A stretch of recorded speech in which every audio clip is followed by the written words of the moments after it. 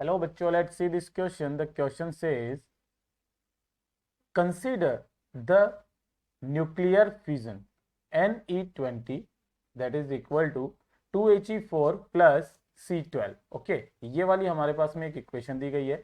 Given that the binding energy nucleon of Ne20, He4 and C12 are respectively, है ना, कितना है बेटा, 8.03 mega electron volt, 7.07 mega electron volt और 7.86 mega electron volt. Identify the correct statement. हमें mains 2019 का आया हुआ क्वेश्चन है. और बेटा इसके अंदर हमें देखिए निकालना क्या है, फाइंड आउट करना है कि energy of 3.6 milli electron volt will be release mega electron volt में. Energy of 12.4 mega electron volt will be supplied, यानी कि एनर्जी सप्लाइड हो रही है या फिर रिलीज हो रही है, एब्जॉर्ब हो रही है, क्या हो रही है, यही चीजें हमें फाइंड आउट करनी है. ठीक है बेटा, तो चलिए एक एक करके शुरुआत कर लेते हैं. सबसे पहले तो इसके की कॉन्सेप्ट पर चलते हैं. ठीक है, जो इसका की कॉन्सेप्ट है, की कॉन्सेप्ट, ठीक है, उसके अंदर फर्स्ट पॉइंट ये है बेटा कि अगर एनर्जी एब्जॉर्ब होती है, क्या बेटा, अगर एनर्जी क्या होती है बेटा, एनर्जी एनर्जी एब्जॉर्ब, है ना, अगर एब्जॉर्ब होती है तो हमारे पास में जो डेल्टा क्यू आता है that will B negative. Okay, और सेकंड पॉइंट ये है कि अगर एनर्जी क्या होती है बेटा, रिलीज, है ना, अगर रिलीज होती है देन डेल्टा क्यू क्या हो जाएगा हमारे पास में, that will B positive. Okay, बस ये छोटी छोटी सी चीज आपको याद रखनी थी.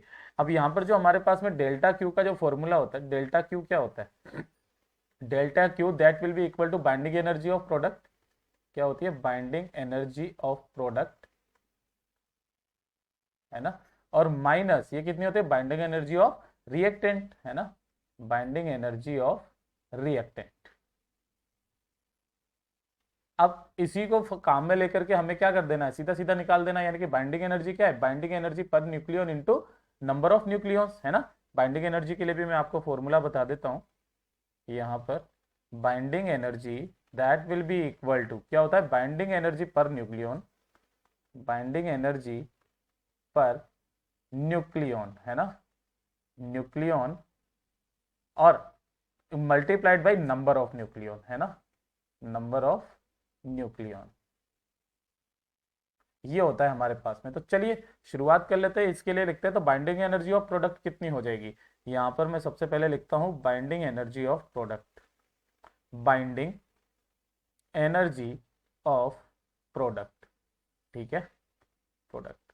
यही वाला फॉर्मूला हम लोग काम में ले लेंगे, that will be equal to 2 multiply by, है ना, और बाइंडिंग एनर्जी ऑफ, यहां पर कितना है बेटा हमारे पास में He4, है ना, He4 का, और प्लस हो जाएगा किसका बेटा, बाइंडिंग एनर्जी ऑफ दूसरा कौन सा है, C12 का. ठीक है, ये हो गया हमारे पास में. तब ध्यान से देखिए दोनों की वैल्यूज को पुट कीजिए. इनके लिए बाइंडिंग एनर्जी का आपको फॉर्मूला दिया गया है. ठीक है, तो ये कितना हो जाएगा 2, ये हो जाएगा हमारे पास में 4, और ये हो जाएगा मल्टीप्लाइड बाय 7.07, इसके लिए इतना ही दिया गया है. और प्लस हो जाएगा ये कितना है 12 है, और मल्टीप्लाइड बाय कितना हो जाएगा 7.86. अगर हम लोगों ने इसको करेंगे तो ये लगभग बराबर आ जाए. अच्छा, ये जो चीज आती है बेटा हमारे पास में किस में आती है, मेगा इलेक्ट्रॉन वोल्ट में आती है, राइट. तो यहां पर जो आ जाएगा हमारे पास में 150.88 मेगा इलेक्ट्रॉन वोल्ट के अंदर आ जाएगा.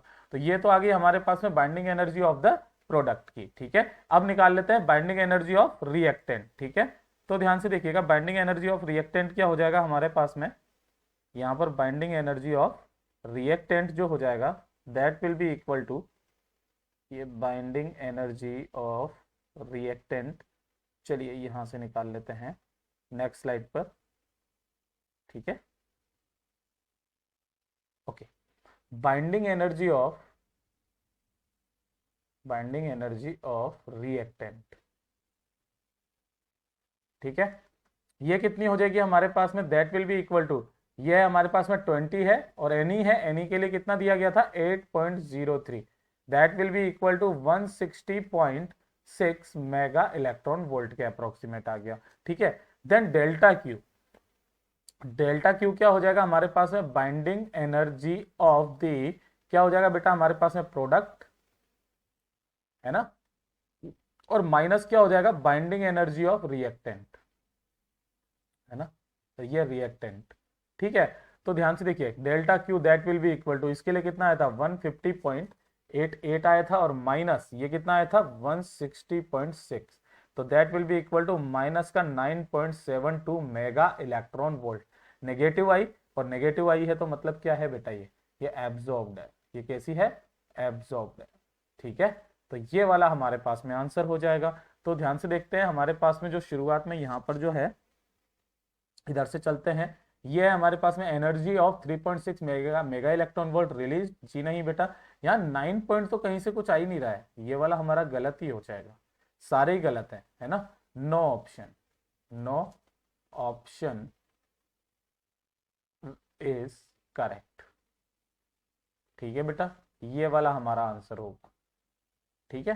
तो यहाँ पर जो है मैं इसको थोड़ा सा हाईलाइट किए दे रहा हूँ, ये रहा, ये वाला हमारा आंसर हो जाएगा। कोई आंसर हमारा इसमें से जो दिया हुआ है वो सही नहीं है बच्चों। Hope you understood it well, all the very best.